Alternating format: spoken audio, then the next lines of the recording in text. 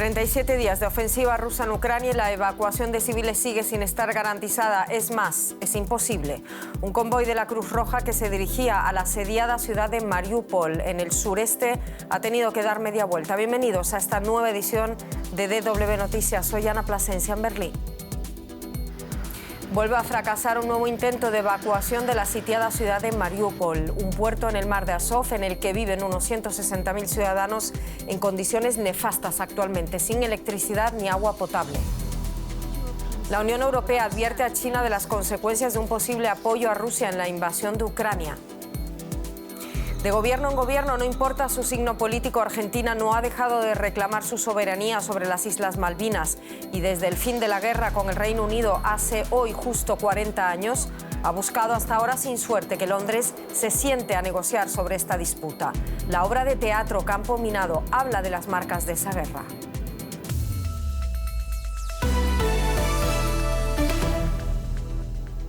La situación en el este de Ucrania sigue siendo extremadamente difícil. Eran las palabras del presidente ucraniano Zelensky cuando se cumplen 37 días de ofensiva rusa. Zelensky también ha dicho que las tropas rusas se están retirando del norte del país lenta pero significativamente. Este viernes ha estado marcado también por un supuesto ataque ucraniano contra un depósito de combustible en territorio ruso que Ucrania niega y también marcado por un nuevo ataque con misil en Odesa en el sur de Ucrania. Además, fracasó el enésimo intento para evacuar a civiles de Mariupol, en el mar de Azov. El convoy humanitario de la Cruz Roja tuvo que dar media vuelta por motivos de seguridad. Mariupol está asediada desde hace semanas por las tropas rusas. Se estima que unas 160.000 personas sigan atrapadas en esa estratégica ciudad portuaria. El gobierno de Ucrania acusa a Moscú de impedir el paso de los autobuses enviados allí para comenzar la evacuación de los civiles. Eso a pesar de que Rusia se comprometió ayer a declarar un alto el fuego temporal para abrir corredores humanitarios. Precisamente de eso queremos hablar. Se supone que se abrirían 9 corredores humanitarios este viernes para facilitar la evacuación de civiles. Mikel Ayestarán en Kiev. ¿Volvió a fracasar el intento de hacer llegar un convoy, Mikel, de la Cruz Roja a Mariupol? ¿Por qué no ha sido posible? Finalmente, los 3 vehículos del Comité Internacional de Cruz Roja que se dirigían a Mariupol para encabezar un convoy de salida con 54 autobuses y decenas de coches de civiles no han podido llegar y mañana lo van a intentar de nuevo. 2 son los motivos esgrimidos por el organismo internacional. El primero es el que no están seguros de que los bandos que están combatiendo sobre el terreno están al tanto del acuerdo entre Kiev y Moscú para respetar un acuerdo, un corredor humanitario, y el segundo, que tampoco está clara cuál es la ruta a la que tienen que evacuar a los civiles. Y es que hoy han podido salir finalmente unas 3.000 personas de Mariupol. La situación es tan desesperada que no han esperado a la llegada del organismo internacional. Ellos se han jugado la vida saliendo por un corredor que les ha llevado finalmente a Verdansk, que es una ciudad que también está ocupada por los rusos. La apertura de estos corredores es fundamental en lugares como Mariupol, que sin duda alguna se ha convertido en la zona cero de esta guerra.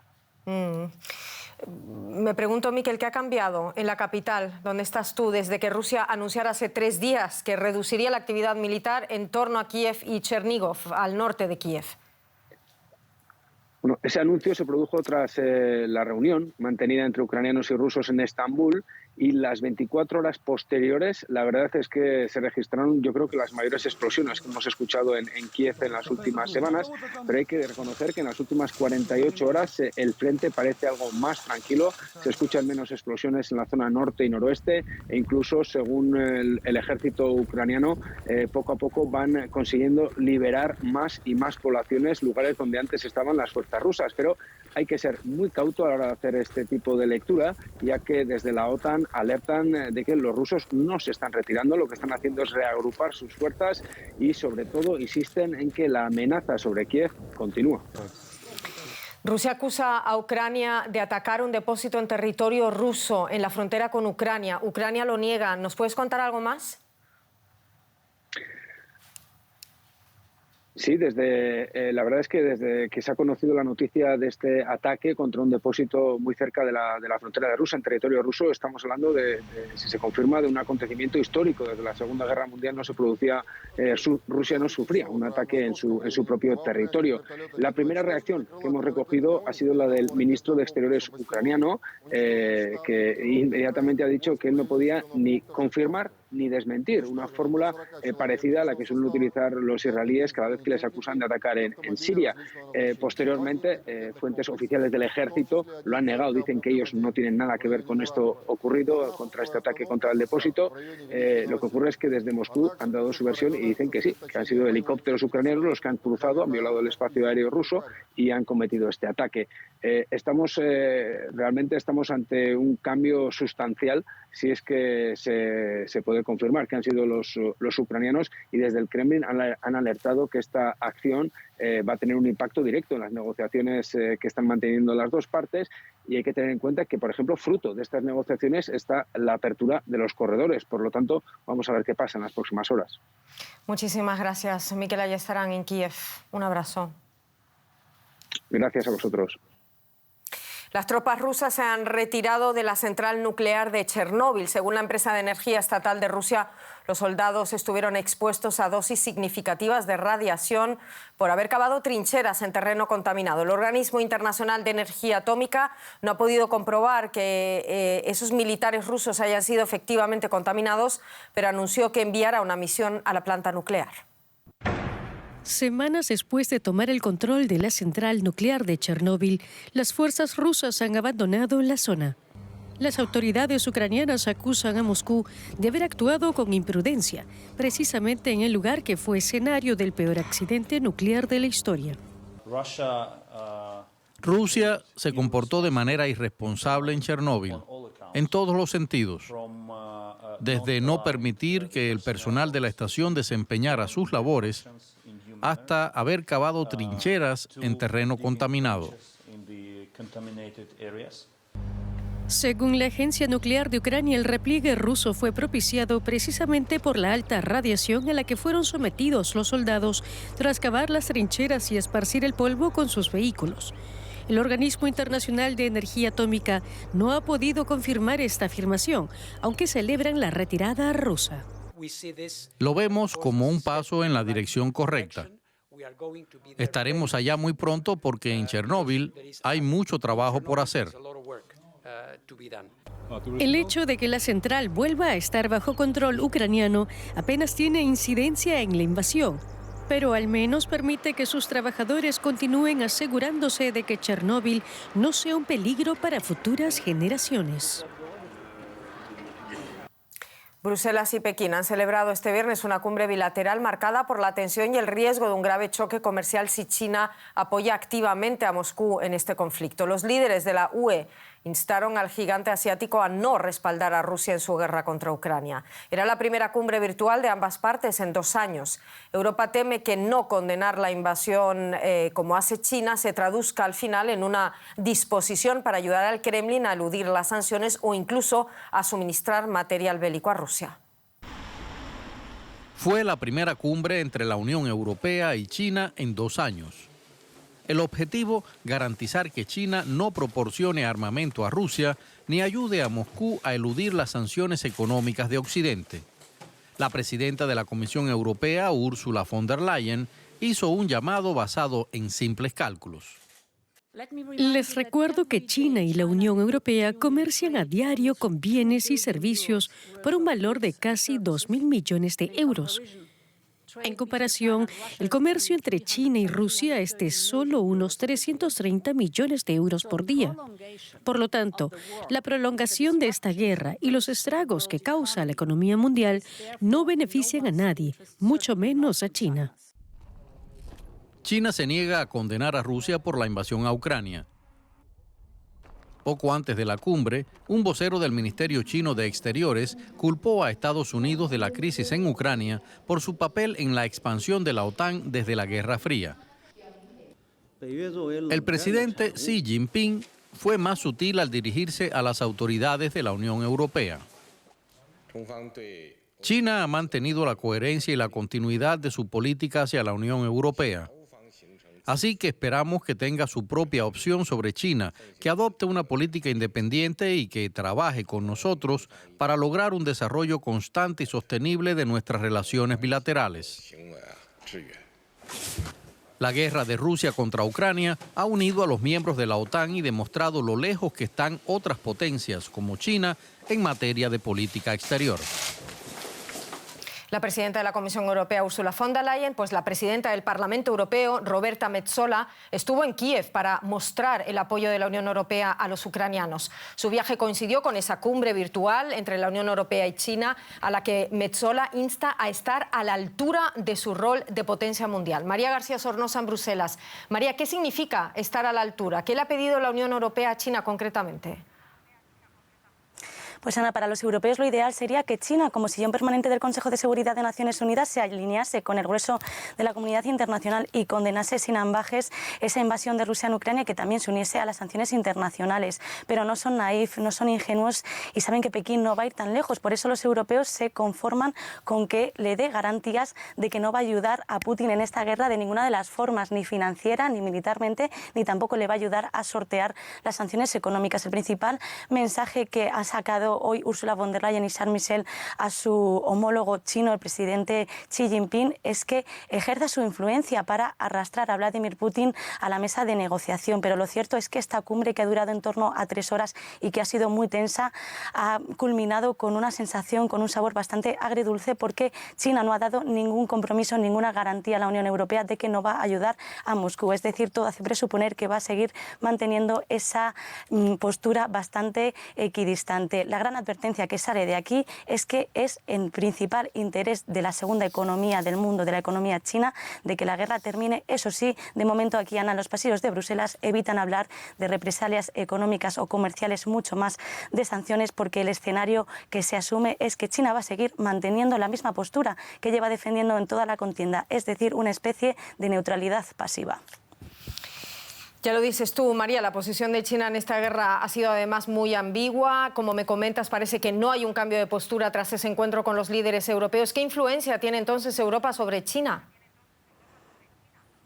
Sí, Ana, como decimos, es que la cita ha servido no solo para que los chinos no cambien de postura, sino para reafirmar que van a seguir jugando a una especie de gato y el ratón. Ha sido muy duro Xi Jinping al final de la cita, porque ha dicho que los europeos quieren remodelar el orden de seguridad global con una mentalidad de guerra fría, y eso es inaceptable. Los chinos dicen que están contribuyendo a la paz a su forma, pero de alguna forma también asumen el lenguaje, la retórica de Moscú, porque dicen, evitan hablar de guerra y también asumen las demandas que Rusia hace sobre la OTAN. Por eso aquí en los pasillos de Bruselas no se fían. El cómo y el cuándo China está contribuyendo a la paz es la pregunta del $1.000.000, nos dicen fuentes europeas. Hay que recordar que el bloque comunitario es sobre todo un bloque económico-comercial. Por eso esta es su gran baza, y hoy han recordado a Pekín que mientras el comercio entre Bruselas y el gigante asiático mueve en torno a 2.000 millones de euros cada día, el de China con Rusia apenas roza los 300 millones de euros. Así que, Ana,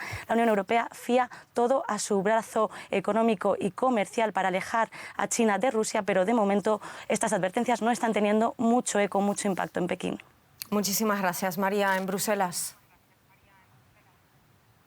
Un abrazo. China preocupa a Europa y Estados Unidos, y lo que pasa con el petróleo también preocupa. Juliana. Así es una gran preocupación en este momento por la invasión rusa a Ucrania. Y es que solo 24 horas después de que Joe Biden anunciara que liberaría más crudo para frenar la subida de precios, 30 miembros de la Agencia Internacional de Energía le dieron su respaldo, sin detallar, eso sí, las cantidades. Los miembros de este organismo reconocieron en su comunicado que los países productores tienen una capacidad limitada para aumentar la extracción a corto plazo y señalaron las dificultades especiales en los mercados del diésel. Rusia exporta el 12% del total del crudo mundial y el 15% de los productos refinados. Y otro de los efectos de la invasión rusa a Ucrania se hace sentir en el sector de los alimentos. Rusia ha suspendido las exportaciones de trigo y azúcar y la duración de la guerra no permite prever cuándo volverán a sembrarse los campos ucranianos de trigo, cereales y girasoles. La escasez y los altos precios de los alimentos afectarán las cenas del Ramadán, el mes sagrado de los musulmanes marcado por los ayunos diarios que inicia este fin de semana. Para los musulmanes, el mes de Ramadán comienza con el primer avistamiento de la luna creciente. En algunos países iniciará el sábado, pero aquí en Pakistán lo hará el domingo. Musulmanes de todo el mundo se preparan para celebrarlo, aunque también están preocupados por la fuerte subida de los precios de los alimentos. Los pakistaníes exigen que su gobierno haga más para que sus compras sean asequibles. La leche, el yogur, el azúcar, todo se ha vuelto muy caro. Así es muy difícil incluso hacer 2 comidas al día. ¿Cómo podemos permitírnoslo? El gobierno debe tomar medidas. El gobierno sube los precios y luego los comerciantes los suben aún más. Así que deben asegurarse de que los comerciantes vendan los artículos a las tarifas acordadas. Los comerciantes hacen lo que quieren. El gobierno debe controlar los precios. En los mercados, la gente compra, aunque sin perder de vista su presupuesto. Según cifras oficiales, la inflación en Pakistán superó el 13% el mes pasado, su máximo en 2 años. El precio de la leche ha subido un 25% desde noviembre. Como el consumo de fruta aumenta durante el mes del ayuno, los precios se incrementan, pero la subida es mucho más pronunciada que en años anteriores. Todo ha subido entre un 30 y un 40%. Los productos se han encarecido entre 40 y 50 rupias. El ghee se ha vuelto muy caro. ¿Cómo podemos llegar a fin de mes? El gobierno debería tener piedad de nosotros. Deberían darnos ayudas. No hay nada en las tiendas estatales. Hay muchos mercados, pero eso no ayuda. Los musulmanes suelen comprar alfombras de oración, misbajas y cubrecabezas para prepararse para el mes de ayuno. Pero este año hay menos compradores, ya que los ingresos de las comunidades musulmanas también se ven afectados por los precios de los alimentos y la energía.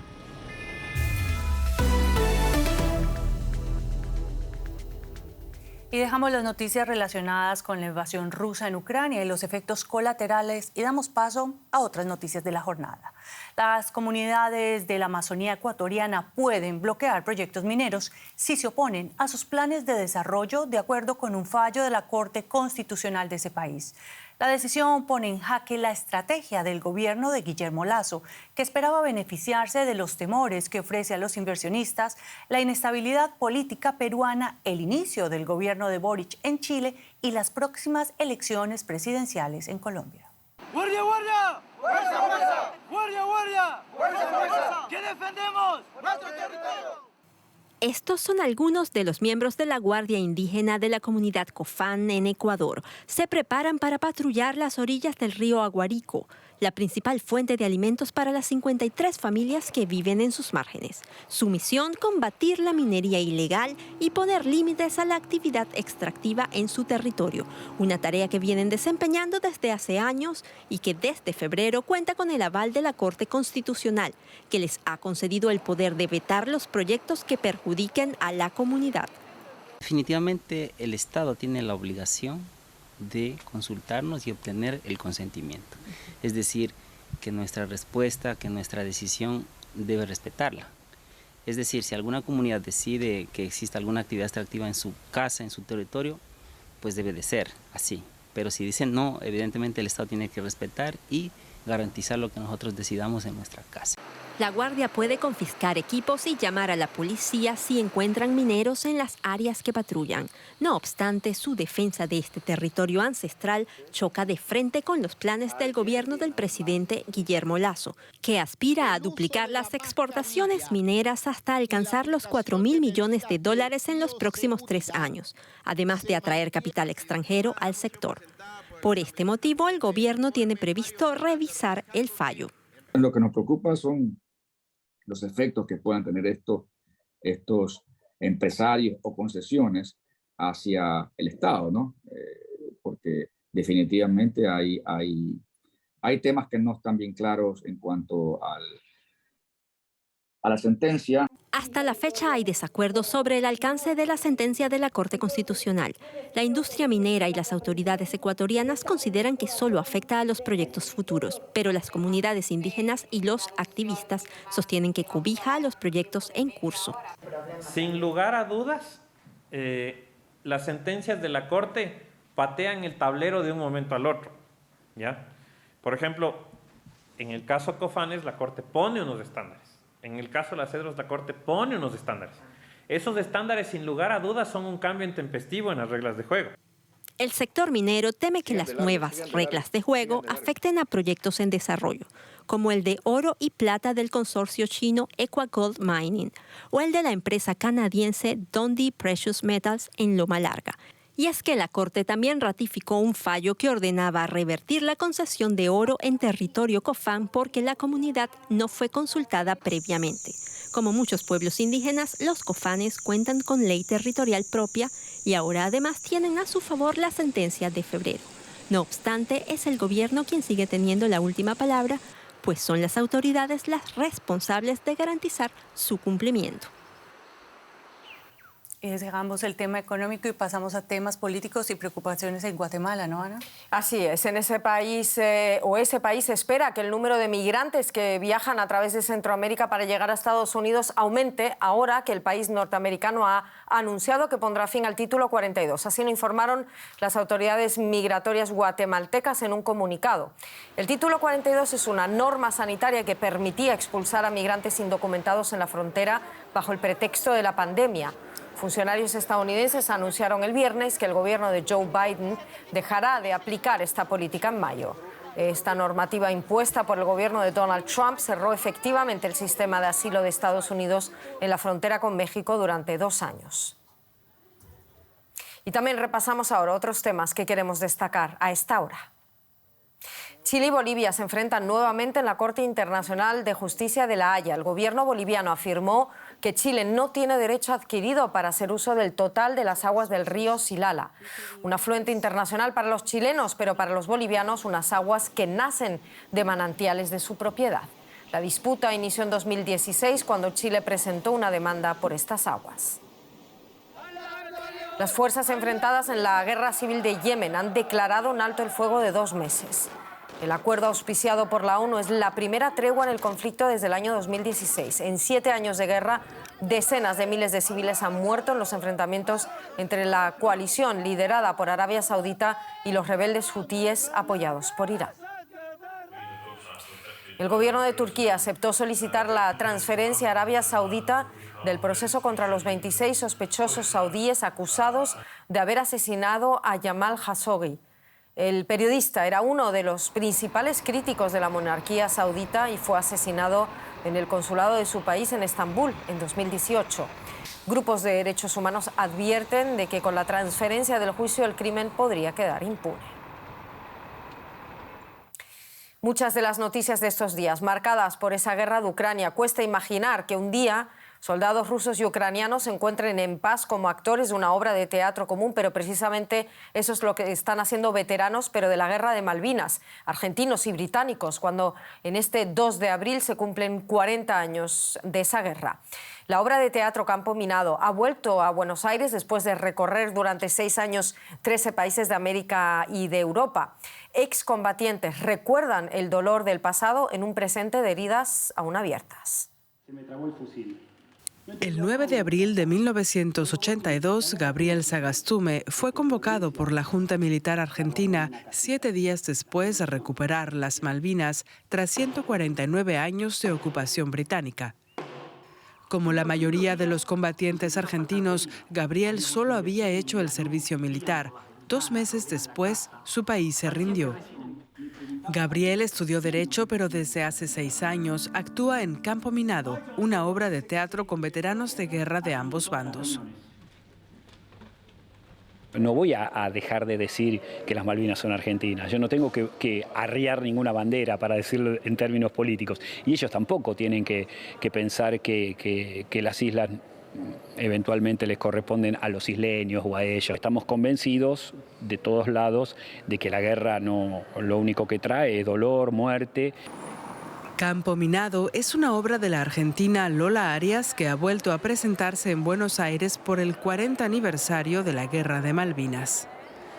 En los últimos 6 años recorrió 13 países americanos y europeos, incluido el Reino Unido. En la pieza, Gabriel revive una trágica experiencia que atravesó cuando llevaba días sin comer. Había una casa abandonada y un grupo de compañeros pensó en ir a buscar comida, o pensó que había comida en esa casa abandonada, con toda lógica, y cuando fueron a hacer eso, se encontraron con un campo minado y murieron 4, y otro quedó herido. Así que yo hoy mi recuerdo es para esos 4 compañeros que... No quería llegar a esto, pero los nombro todos los días y me emociono. En la reposición de Campo Minado, un veterano de guerra británico debió ser reemplazado por otro exmilitar norirlandés que se ha dedicado a la actuación, Tip Cullen. Tip no estuvo en la Guerra de Malvinas, pero inspirado en cómo combatieron allí los marines reales, decidió sumarse a ellos 4 años después. Para la gente en el Reino Unido, para nuestra generación, fue la primera guerra concreta después de un largo tiempo. Hubo desgaste, se perdieron barcos, murió gente, fue muy triste. Pero no soy político, soy un soldado. Y pienso que los soldados, lo que hicieron en las condiciones en que lo hicieron, fue muy fuerte. Tip fue militar durante 30 años, combatió en Kosovo, Afganistán e Irak y defiende que lo hizo por el bien del pueblo. Ahora actúa en Campo Minado mientras el mundo se conmueve con la invasión rusa de Ucrania.